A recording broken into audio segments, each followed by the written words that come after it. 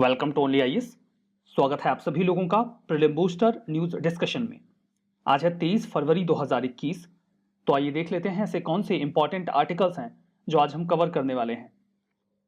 हमारा first important article carbon watch के बारे में है। कॉन्टेक्स्ट ये है कि अभी हाल ही में चंडीगढ़ इंडिया का फर्स्ट स्टेट या फिर यूनियन टेरिटरी बन गया है जिसने कार्बन वॉच को लॉन्च किया। इनफैक्ट चंडीगढ़ एक यूनियन टेरिटरी है। अब ये कार्बन वॉच है क्या? कार्बन वॉच एक मोबाइल एप्लीकेशन है। ये मोबाइल एप्लीकेशन करेगा क्या? ये असेसमेंट करेगा। असेसमेंट किस चीज का करेगा? हर व्यक्ति के कार्बन फुटप्रिंट का असेसमेंट करेगा। अब ये कार्बन फुटप्रिंट होता क्या है? देखिए, कार्बन फुटप्रिंट बिल्कुल नॉर्मल फुटप्रिंट के एग्जांपल से आप समझ सकते हैं।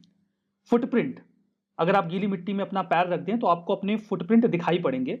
मतलब ये इंपैक्ट है जो आपने उस मिट्टी पर क्रिएट किया है। बिल्कुल वैसे ही कार्बन फुटप्रिंट होता है।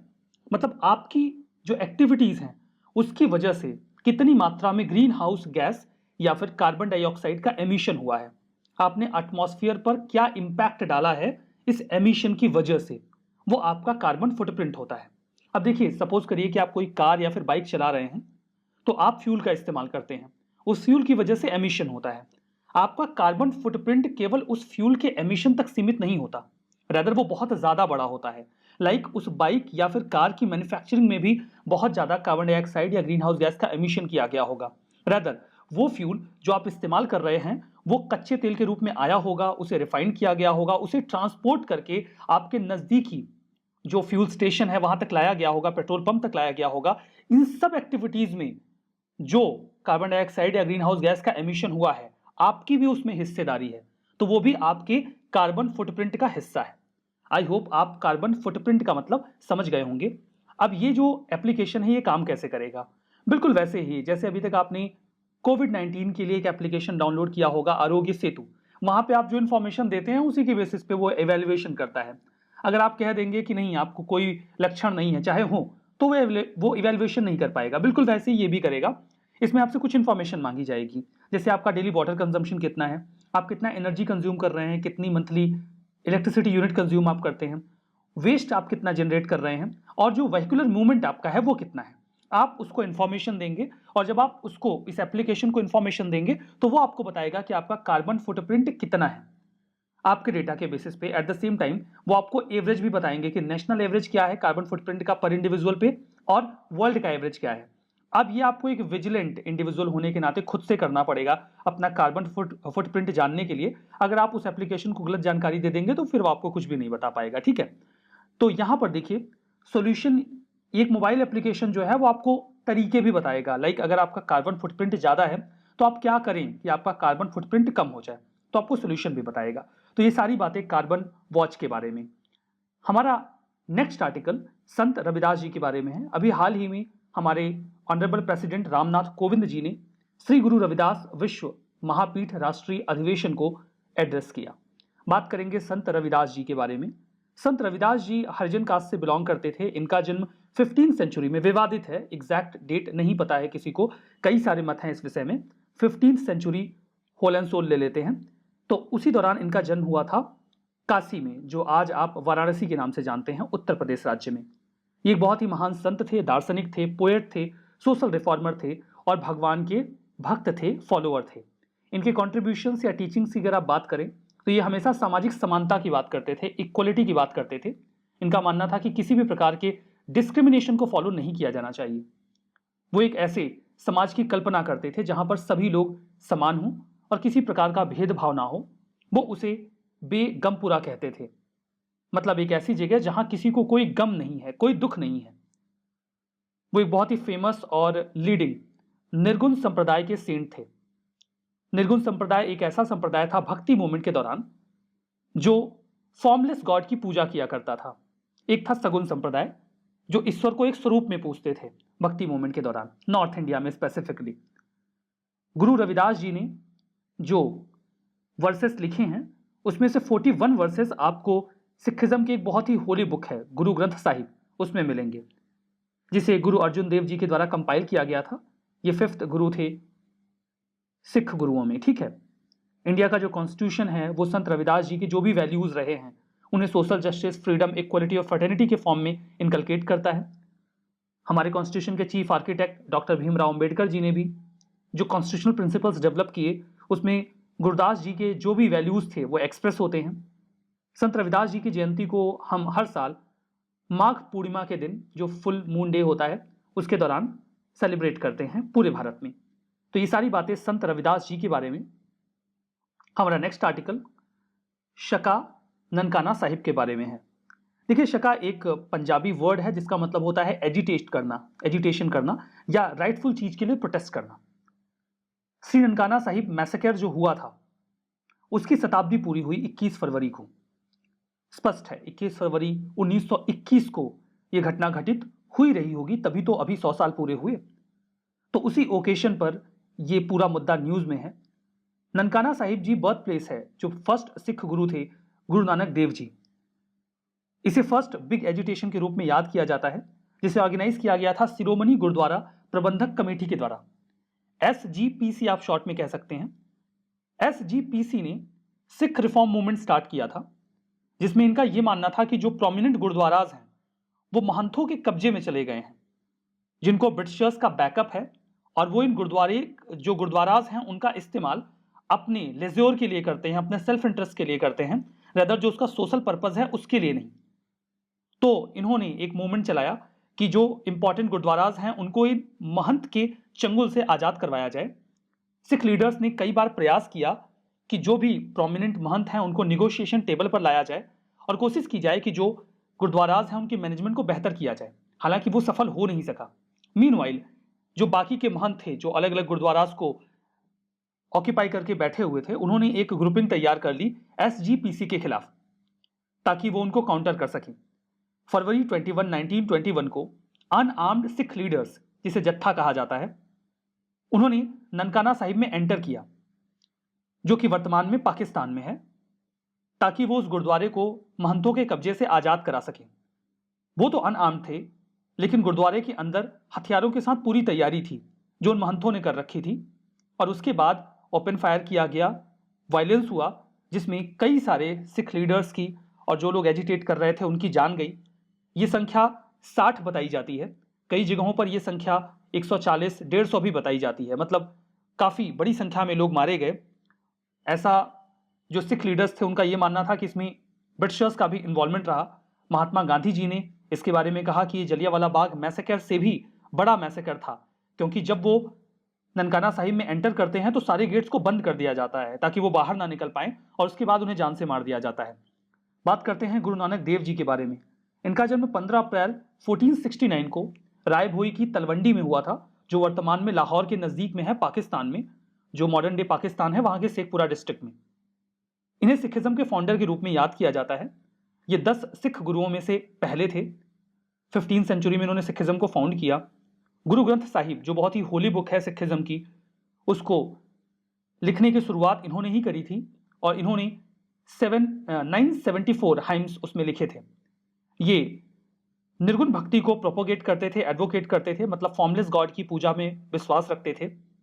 इनका मानना था कि ईश्वर एक ही है और ईश्वर तक पहुंचने के लिए हम मेडिटेशन और जो पवित्र प्रक्रियाएं हैं उनका सहारा ले सकते हैं।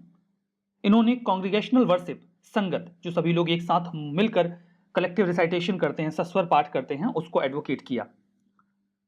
इनकी जो वर्सेस हैं वो सेल्फलेस सर्विस, ह्यूमैनिटी के प्रति प्रीच करती हैं। हमें सभी लोगों की सेवा करनी चाहिए, सोशल जस्टिस सभी लोगों के लिए इंश्योर हो, प्रॉस्पेरिटी इंश्योर हो, इसकी बातें की गई हैं। गुरु नानक देव जी ने साउथ एशिया, मिडिल ईस्ट तक अपनी टीचिंग्स को स्प्रेड किया ट्रेवल करके, और इनके बर्थ प्लेस पर ही इस ननकाना साहिब गुरुद्वारे का निर्माण करवाया गया। उस समय इसका निर्माण महाराजा रणजीत सिंह जी के द्वारा करवाया गया था। हमारा next article footwear sizing system के बारे में है। उम्मीद है कि अगले साल तक इंडिया के पास अपना खुद का फुटवियर साइजिंग सिस्टम होगा।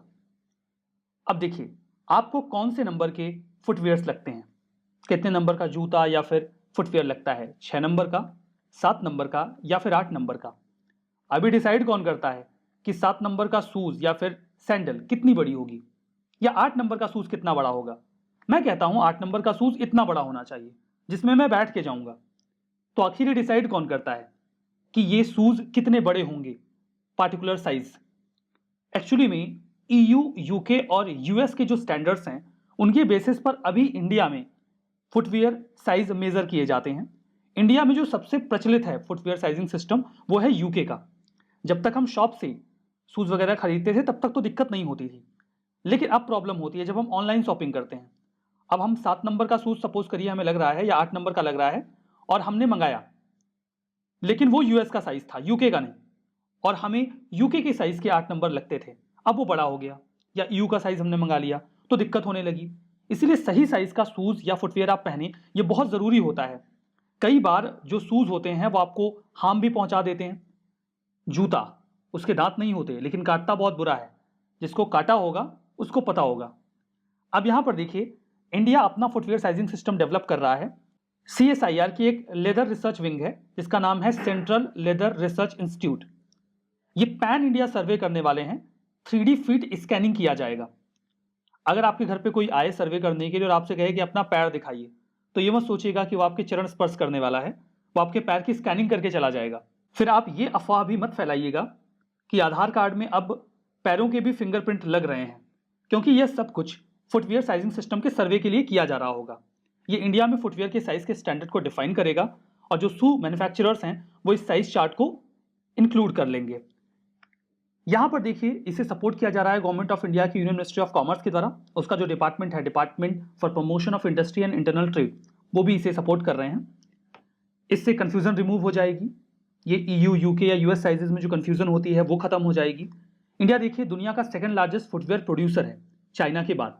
हर तरीके के फुटवियर यहाँ प्रोड्यूस किए जाते हैं।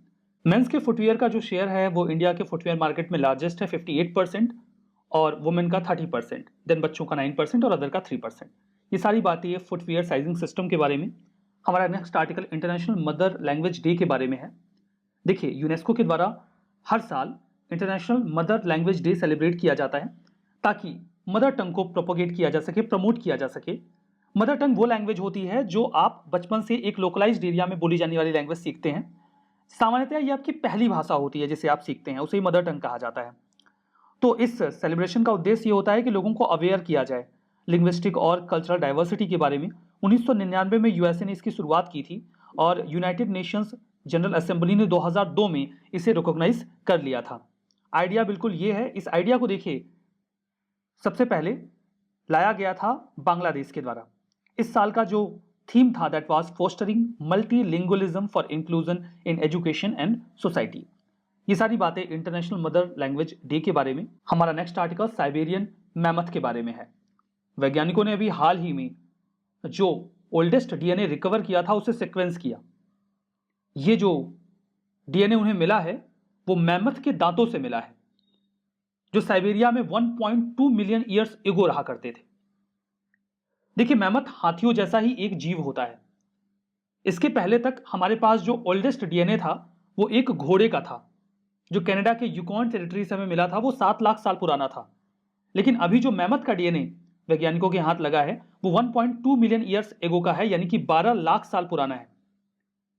मैमथ के बारे में इससे हमें अच्छी जानकारी मिलेगी, उनका इवोल्यूशन, उनका माइग्रेशन कैसे हुआ और कैसे चेंजेस हुए उनमें, जब वो लगभग 5 मिलियन साल पहले थे और 4000 साल पहले तक जब वो एक्सटिंक्ट हुए। मैमथ होते क्या हैं एग्जैक्टली, इनके बारे में जानते हैं। मैमथ हाथियों की एक एक्सटिंक्ट प्रजाति है, स्पीसीज है, जो कि एलिफेंटाइड मैमथस जीनस से बिलोंग करती है। मैमथ हाथियों जैसे ही होते थे। समटाइम्स उनका साइज हाथियों से बड़ा होता था, बाहर ज्यादा बड़ा होता था। उनकी चमड़ी मोटी होती थी क्योंकि वो सर्दी वाले इलाकों में रहते थे। उनके पूरे शरीर पर घने बाल होते थे और उनके जो दांत होते थे वो भी वर्तमान के हाथियों की तुलना में बड़े होते थे। वर्तमान के हाथियों के दांत आपको 11 फीट तक मिलेंगे और जो मैमथ हुआ करते थे उनके दांत 15 फीट तक होते थे। वो भी कर्व्ड फॉर्म में होते थे। जो टस्क होते हैं, बाहर के जो दांत होते हैं, उनकी हम बात कर रहे हैं। ये 5 मिलियन साल पहले से लगभग 4000 साल पहले तक थे।